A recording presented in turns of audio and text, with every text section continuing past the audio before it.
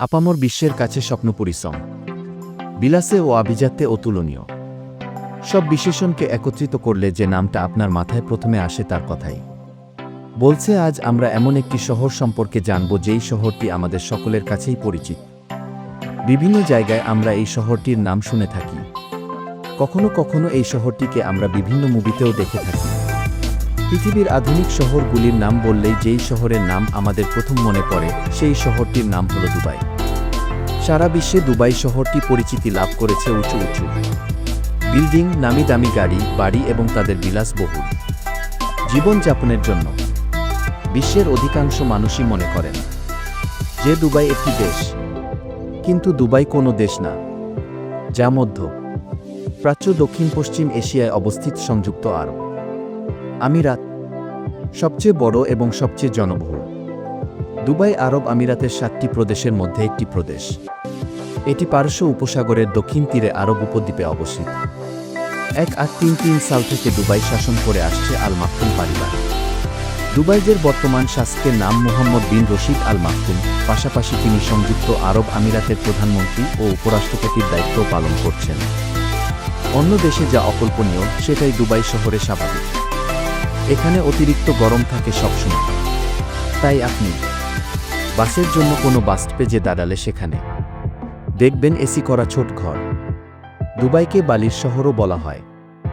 দুবাইতে প্রচুর পরিমাণ বালি থাকার কারণে সেখানে উট চলতে দেখা যায়।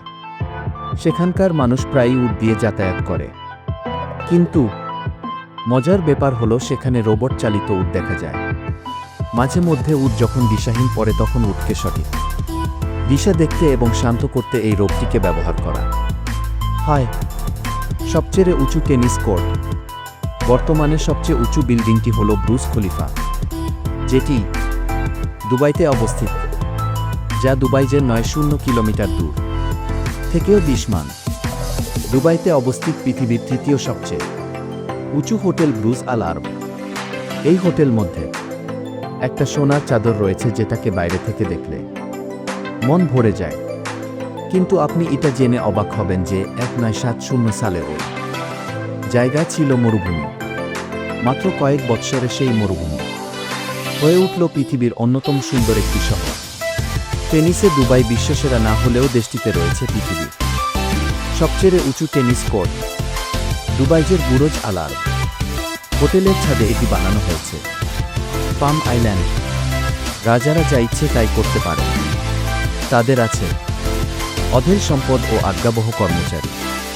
রাজারা বড়ি খেয়ালি, ইচ্ছে হলো সাগর বুকে দ্বীপ বানাবেন।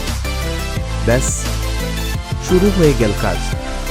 রূপকথার গল্পের মতো শোনালেও ঘটনাটি বাস্তব। দুবাইয়ের শান্ত সাগরের বুকে তৈরি করা হয়েছে কৃত্রিম দ্বীপ, তাও আবার 3টি।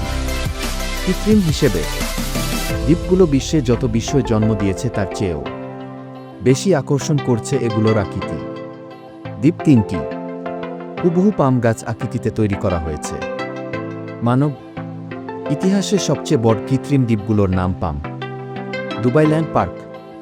দুবাই সবসময় চায় নির্মাণের দিক দিয়ে শহরটিকে যেন পৃথিবীর সবাই সমীহ করে। সে কারণে দুবাই যে নির্মাণ করার পরিকল্পনা নেওয়া হয় দুবাইল্যান্ড নামের পৃথিবীর সর্ববৃহৎ থিম পার্কের। প্রতিদিন প্রায় 20,000 পর্যটক পার্কটিতে বেড়াতে যেতে পারবে। পৃথিবীর সর্ববৃহৎ অ্যাকোরিয়াম। পৃথিবীর সবচেয়ে বড় অ্যাকোরিয়ামটি অবস্থিত পৃথিবীর অন্যতম সর্ববৃহৎ দুবাই শপিং মলে। অ্যাকোরিয়ামটিতে 3,000 প্রজাতির প্রাণী রাখা আছে। স্কিডমোর, উইংস অ্যান্ড মেরিলের অ্যাড্রিয়ান স্মিথের নেতৃত্বে একটি দল বুর্জ খলিফার নকশা করেছিল। এই ফার্মিং শিকাগোর সিয়ার্স টাওয়ারের নকশা করেছিল। সিয়ার্স টাওয়ার তখন বিশ্বের সবচেয়ে উঁচু ভবনের রেকর্ডধারী ছিল। প্রকল্পের স্থাপত্যের তত্ত্বাবধানের জন্য হায়দার কনসাল্টিংকে এনওয়ারা গ্রুপ কনসালট্যান্ট ইন্টারন্যাশনাল লিমিটেডের তত্ত্বাবধায়ক প্রকৌশলী হিসেবে বেছে নেওয়া হয়েছিল। এই অঞ্চলের ইসলামিক স্থাপত্য যেমন সামারার গ্রেট মসজিদ থেকে অনুপ্রাণিত হয়ে নকশার করা হয়েছে।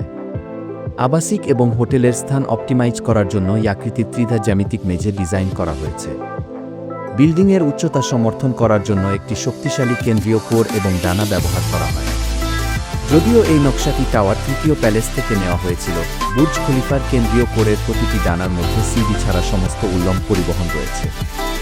7. কাঠামোটিতে একটি সজ্জিত পদ্ধতিও রয়েছে যা দুবাইয়ের গরম গ্রীষ্মের তাপমাত্রা সহ্য করার জন্য ডিজাইন করা হয়েছে। এতে মোট 7টি লিফট এবং 8টি এসকেলেটর রয়েছে। স্থাপত্য ও প্রকৌশল প্রক্রিয়ার একটি নির্দিষ্ট সময়ে মূল এমার ডেভেলপার্স আর্থিক সমস্যার সম্মুখীন হয় এবং তাদের অতিরিক্ত অর্থ ও অর্থনৈতিক তহবিলের প্রয়োজন হয়। সংযুক্ত আরব আমিরাতের তৎকালীন শাসক শেখ খলিফা আর্থিক সাহায্য এবং তহবিল প্রদান করেন, তাই এর নাম কি বুর্জ দুবাই কি থেকে বুর্জ খলিফা কিতে পরিবর্তন করা হয়। এর চারপাশে উচ্চ ঘনত্বের উন্নয়ন এবং মল নির্মাণ থেকে প্রাপ্ত লাভের ধারণাটি সফল প্রমাণিত হয়েছে। ডাউনটাউন দুবাইতে এর আশেপাশের মল, হোটেল এবং কন্ডোমিনিয়ামগুলি সম্পূর্ণভাবে এই প্রকল্প থেকে সবচেয়ে বেশি আয় করেছে, যেখানে বুর্জ খলিফা নিজেই খুবই কম বা কোনো লাভ করেনি। 8-9 বুর্জ খলিফার সমালোচনামূলক অভ্যর্থনা সাধারণত ইতিবাচক ছিল এবং ভবনটি অনেক পুরস্কার লাভ করেছে।